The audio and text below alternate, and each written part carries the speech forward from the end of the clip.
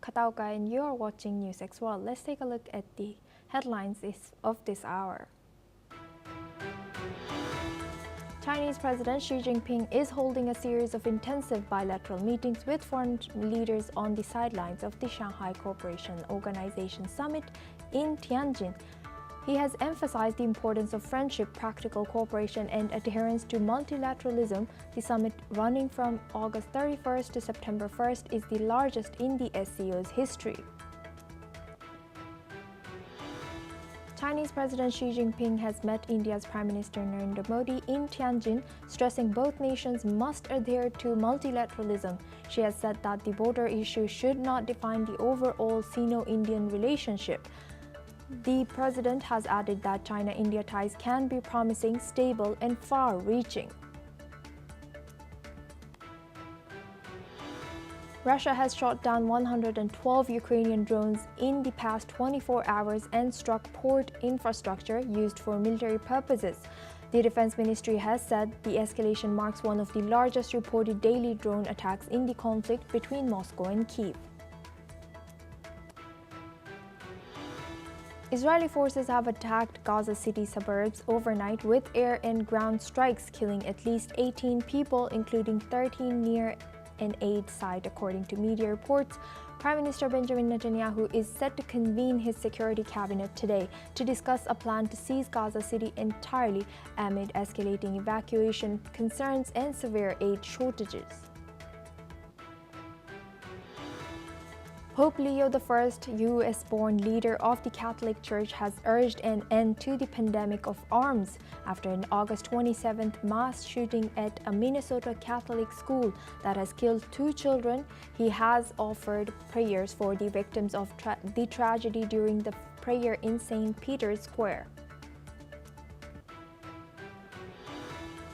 The Houthis have confirmed that their Prime Minister Ahmed al-Rahawi was killed in an Israeli airstrike on Sana'a earlier this week. Along with several ministers, the group has said the attack struck a workshop of the Houthi-led government, prompting Supreme Political Council Chief Mahdi al-Mashat to vow vengeance against Israel. And Israel has described the strike as targeting a Houthi terrorist regime military site. Indonesian President Prabowo Subianto has said that political parties agreed to strip lawmakers of several perks and privileges after mass protests in the country. The move comes amid widespread unrest over pay and housing allowances that has left at least 5 people dead across Indonesia. Thousands of Australians have marched in state capitals and regional centres today, demanding an end to mass immigration. The centre-left government strongly condemned the rallies, saying that they were linked to neo-Nazi and aimed to spread hate.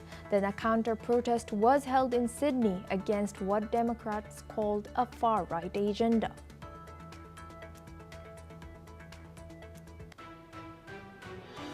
We continue our coverage of the SCO Summit in Tianjin, and we are sharing real-time updates and bringing an exclusive insight. Let's take a look.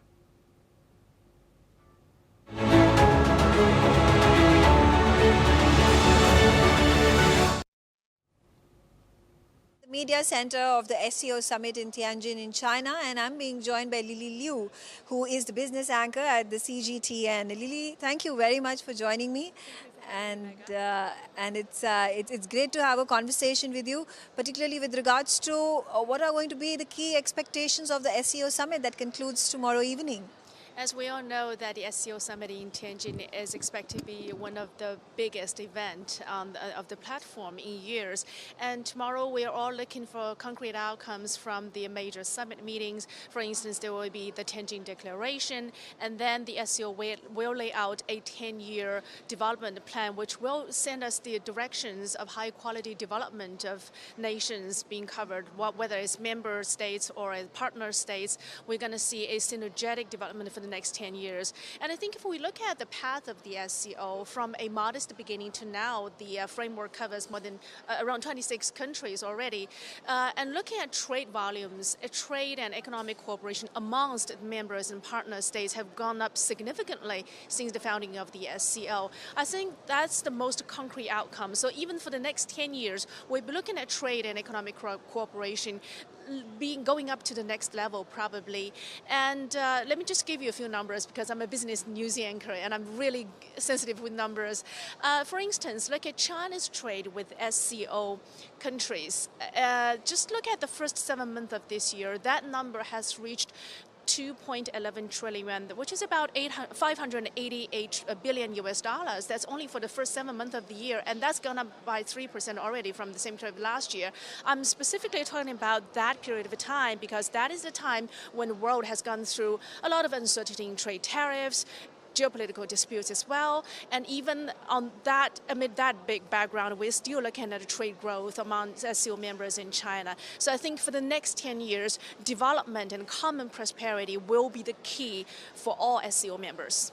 Right, absolutely. You paint a very succinct picture, and thank you for doing that. And I do want to definitely focus on the bilateral that has happened between Prime Minister Narendra Modi and President Xi Jinping just a short while ago.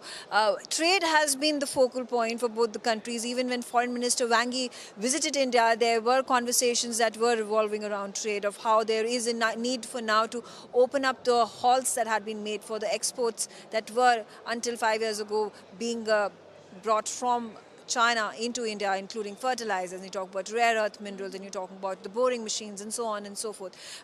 What does the future of India-China trade relations look like here on? Both China and India are major emerging economies, developing economies. And if we look at the economic structures of China and India, we can see they're actually highly complementary. Hence, cooperation between the two nations can be mutually beneficial. And that also rhymes with the Shanghai spirit, which focuses on mutual trust, mutual beneficial, non-interference. Just to name a few of the sectors that each country is strong in, for instance, we know India is really strong in IT, software, pharmaceuticals, and China is good in, let's say, renewable energies, electronics, infrastructure, etc., etc. And trade volumes between the two nations for the first 6 months of 2025 reached more than 74 billion US dollars. That is a very impressive number, and it's more than 10% increase from a year ago. So moving forward, we're hoping, I believe that the SCO framework can serve as a solid foundation for further growth and development of China-India economic growth, because we all know safety allows economies to grow, right? So within this framework, with the SCO as a framework, providing a secure environment for nations to do trade, I mean, safety makes businesses easier to do trade and investment. I believe that in the future we can forge synergetic development between the two economies. Right, and there has been a concern from the Indian side, especially when it comes to the balance of trade that is heavily tilted towards China. How do you think those corrections can be made in the future? And I said, if we look at economic structures, both countries' economic structures at the moment are highly complementary. So I think mutual cooperation, mutual beneficial is the key. So moving forward, we all are looking at to develop our own, for instance, high-tech economies. For instance, even with high technology like artificial intelligence, I mean, technologies like that do not really belong to one company, one country. It has to be a better good, a greater good that serves all people in the world. So I think if we deal with business, if we do business deals, and if we cooperate on the basis of dialogue and mutual beneficial, in the end, I think the trade will be balanced to its part, and then will be beneficial to both its peoples. Right, absolutely. And finally, I do want to understand from you, we're speaking about how many nations that are touched by the SCO Summit. 24 of them gathered over here. There are 10 international organizations that are also participating. What is the potential of trade amongst all these nations that are now finding a footing within the SCO Summit and becoming part of the SCO family? I think the key for nations coming here is that they all understand that security and development they are actually two sides of one coin. They always go hand in hand. So when all those nations come in, and probably more partners are looking to join this framework in the future, I think what they're seeking is security and development, to have those two things together. And as I said earlier, safety makes it easier for economies to grow, makes business easier. Safety as serving as the foundation for economy to grow. I told you earlier about taking an example of China's growth trade with SCO members. And another example is that I remember the number would be in year 2024, I think more than 19,000 China-Euro freight trains went through SCO borders. And that's a great number and helps to sustain supply chains in today's highly fragmented world. And I mean, the trade orders are disrupted in many ways. And I think the role that the SCO plays as a stabilizer for global economic growth, especially for global South economies, is foundational. So I think with nations coming to join us on this summit, what they're looking for, the message they're looking for, would be a shared prosperity with security as the base. I think in a world today that we were faced with so much uncertainty in trade, geopolitical disruption, geopolitical tensions, disruptions in global trade orders, the SCO offers a different answer. I think it actually weaves into a new narrative that is true security is never based on isolation, it's based on connectivity. Thank you. Thank you very much, Lily, for talking to us. And it's great to be in Tianjin, and I'm enjoying every bit of it. I hope you get a chance to tour around the Tianjin. I mean, Tianjin, the city itself, is a perfect example of development, synergized development. If you look at its history, the city blends the old with new. I hope you get a chance to tour around it and have a great time. Thank you. Thank you so much. Well, we have just heard from my colleague Megha Sharma. She's a senior executive editor, and the CGTN Lily Liu, reporting from ground in Tianjin. The 2025 Shanghai Cooperation Organization Summit is set to open today in Tianjin, drawing over 20 leaders to deliberate on key global issues. In the latest developments, leaders from across Asia continue to arrive in Tianjin for the 2025 SCO Summit. Chinese President Xi Jinping and the First Lady Peng Liyuan has hosted a welcome banquet for participating guests and held bilateral meetings with the leaders of Azerbaijan, Maldives, and Kyrgyzstan. Turkmenistan, Tajikistan, and Laos have also confirmed their leaders' arrival, emphasizing the summit's role as a platform for strengthening regional cooperation and multilateral engagement. This year's summit comes against the backdrop of the rising global conflicts, U.S. tariffs on India, and growing digital security threats. Leaders are expected to deliberate on energy, counterterrorism, as well as regional stability, while projecting the SCO as a non-Western power bloc.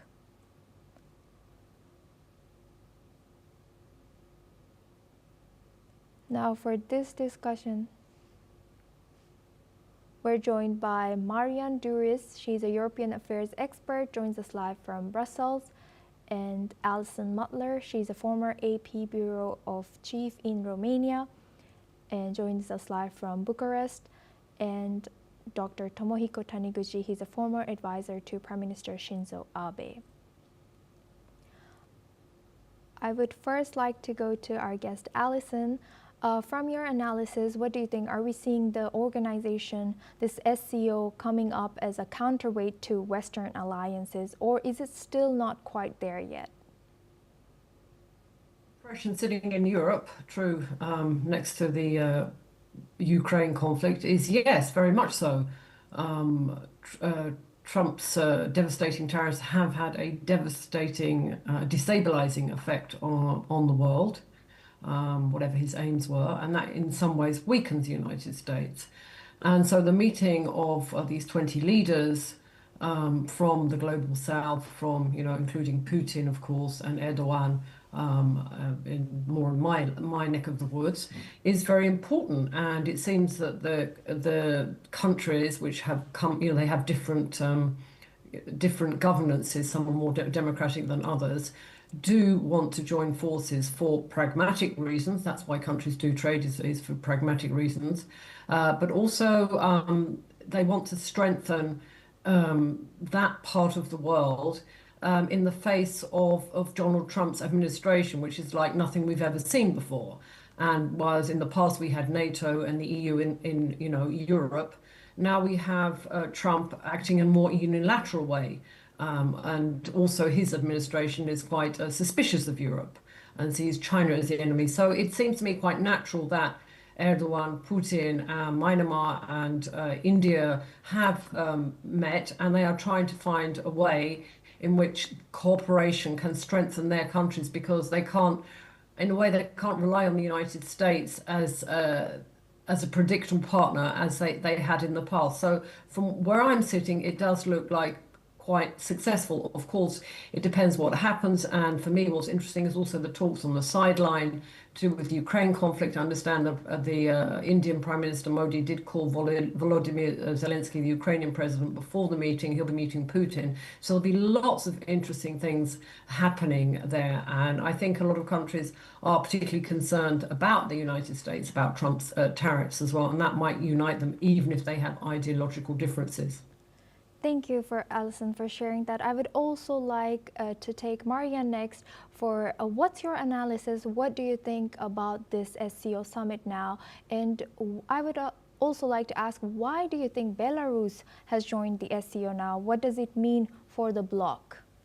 Thank you very much for this question. Yeah, this summit is largest in history. What I know, when you talk about Belarus and the reasons why I joined to the SCO, I think the biggest reason is that Belarus has very complicated discussions with European countries and European bloc like European Union. It's obvious. It's because foreign policy mindset or ties of Belarus with different type of countries than countries inside the European Union. It's different view. It's different mindset that it's inside the European bloc. So it's very natural to Belarus to create own geopolitical viewpoint and new ties. When we said about the SCO, like organization, yes, it made a huge progress, and as I said, it's the biggest event to now. So yeah, we see their members, official members of this organization. We see their many partners or maybe. These are, thank you, Marianne, for sharing that. I would also like to highlight that these are live visuals coming in from Tianjin now, and we see that Prime Minister Narendra Modi is meeting President Xi Jinping and the First Lady, and they are maybe ready for a photo op as all leaders alongside them we are seeing.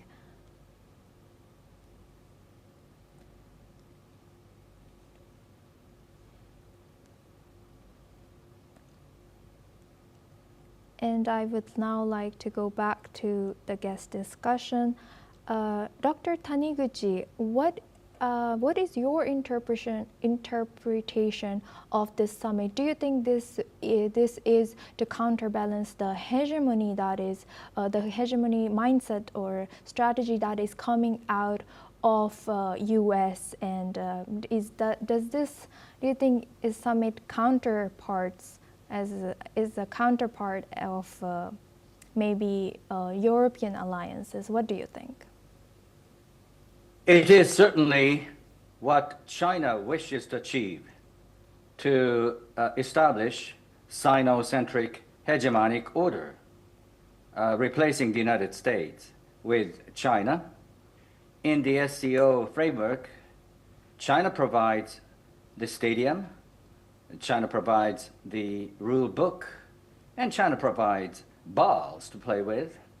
And if you wish to succumb to that order, do it.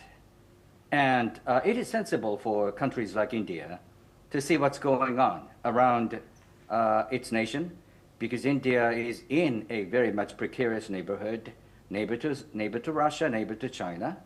And India must benefit from the growing economic consumption power of China. So what India does is sensible, but I would rather not lose sight from the long-term trend.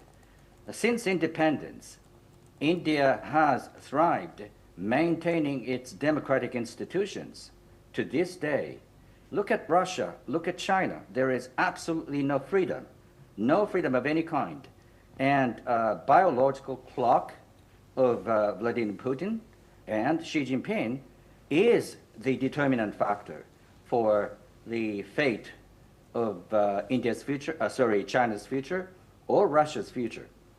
It is certainly true that China is on a tailwind, a massive tailwind, because of the reasons that the two of my panelists, colleague, have laid out. However, if you look at the long-term trend, economic prosperity will never be translated into democratization in China. So let's be extremely cautious. Yes, thank you, Dr. Taniguchi, for sharing that. Now, I would like to go to Alison for this next question.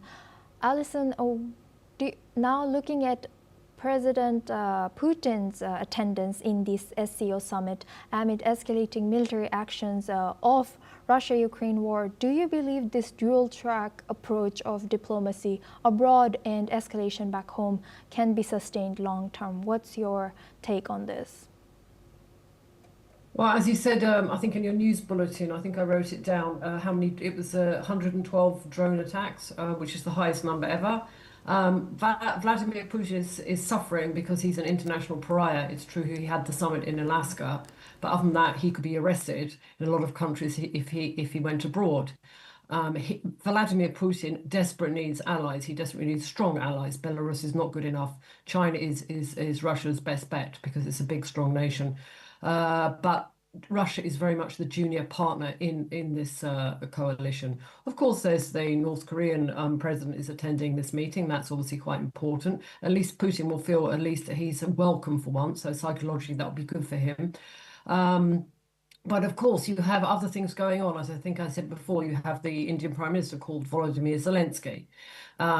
Vladimir Putin will try and maneuver this meeting, get as much leverage as he can. He can't completely trust Donald Trump. He would like to think of his ally, but he can't because, the United States is part of NATO, and the EU has acted quite cleverly diplomatically recently with Donald Trump. So I will see that Vladimir Putin, first of all, be very happy that he's accepted in a big club because he hasn't been able to travel abroad for quite a few years, and he is an international pariah, and he will seek to create leverage. I mean, his aim is of creating recreating the Soviet Union, and of conquering Ukraine, as much of it as he can. I think your previous guest, Dr. Netanyahu, said that the biological clocks. That is true. But behind Vladimir Putin and behind Xi Jinping, there are other people probably with a similar mindset. So even if their biological age does mean something, it doesn't mean that waiting behind the scenes there are more, let's just say, I'm in Europe, more democratic-minded characters, because these are nations which do not have a history of democracy, and I don't see any imminent signs of democracy in these nations. To Marianne for this take. Or what do you think? Do you agree with Alison and Dr. Taniguchi? And what role does China play in shaping Russia's posture through platforms like this? Do you think this deeper alignment with China can risk further isolating Russia, or do you think it's the opposite? I think China, it's a big topic. What about dependency or independency of Russia on this country? I think the discussion between Vladimir Putin and Donald Trump is obvious sign of something like multilateralization of a Russian mindset in this case. So I think Russia will try to communicate more with current president of the United States, even from the reasons to not be so dependent on China. And yes, Vladimir Putin is present on SCO Summit, and he's obviously in a good position in this organization. But in case of war in Ukraine when we mentioned this. So I think Russian president will try to communicate more with the president of the United States, but not only about war in Ukraine, but about many more topics and events what are happening around the world. For example, in the Middle East, in case of Iran, in case of Gaza and Israel, and more and more events. Thank you for sharing that, Marianne. I would like to also remind our viewers that this is live visuals coming in from Tianjin, and we are seeing the leaders now meeting President Xi Jinping and the First Lady, some along with their First Ladies as well, and some without them. But I would also like to go back to our discussion now. Dr. Taniguchi, what's your take on this Russia and China getting closer? Do you think, what is the strategy behind Russia, and will China play, what can China play in shaping Russia's international posture through platforms like this? Russian economy is 1/3 of Japan's. And Japan's economy is much smaller than China these days. So you're looking at a very much junior partner seen from the Beijing's viewpoint. Russia desperately needs, to echo one of our colleagues, desperately needs an ally, and that ally is China. So in that sense, the Shanghai Cooperation Organization, SCO, is not providing safety. It is destroying safety. If you look at what Russia did to Ukraine, and China is earnestly supporting Russia, and North Korea is doing the same as well. So SCO's propaganda is one thing, but the reality is, it is before our eyes destroying peace and safety in Europe. Thank you very much, Dr. Tomohiko Taniguchi and Allison, as well as Marianne, for joining us today and sharing your insight from across the world. Now we move on to our next. We stay in this SCO Summit. At the Shanghai Cooperation Organization Summit in Tianjin, China demonstrated its technological capabilities. China has deployed Xiaohe, a humanoid AI robot, to assist journalists and delegates by providing them with multilingual assistance, real-time information, and translation services throughout the summit. This cutting-edge deployment showcases China's effort to integrate artificial intelligence into high-level diplomacy, as the summit brings together leaders from across Asia and the world. It's also a calculated move to project China's growing innovation capabilities on the international stage. My colleague and senior executive Megha Sharma has in fact spoken to the humanoid AI robot Xiaohe. Let's listen in.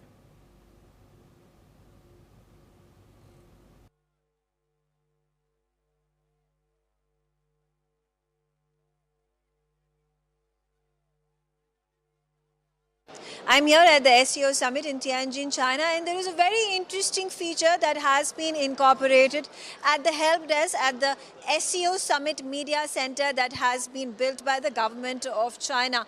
Here you look at this humanoid that literally answers practically any question that you ask of her. So let's try that out. I'm going to first quickly ask you, what's her name? Her name is Xiaohe. Xiaohe. Xiaohe. And can I ask any question to Xiaohe? Yes, you can ask any question in Russian, English, Chinese. Okay, all right. And can you tell me how long did it take to set her up? Several days. Several days. Okay. Okay. Let's give it a try and ask Xiaohe some questions. Hi, Xiaohe. How are you? I'm doing great. Thanks for asking. How about you? I'm doing well, Xiaohe. Thanks for asking. That's wonderful to hear. Let me know if there's anything I can assist you with. Shauha, could you tell me something about the SCO Summit?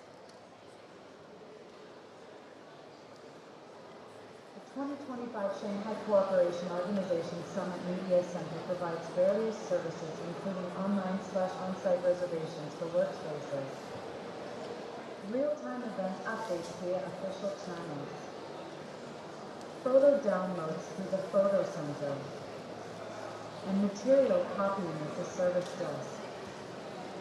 Transactions can be made in USD or RMB.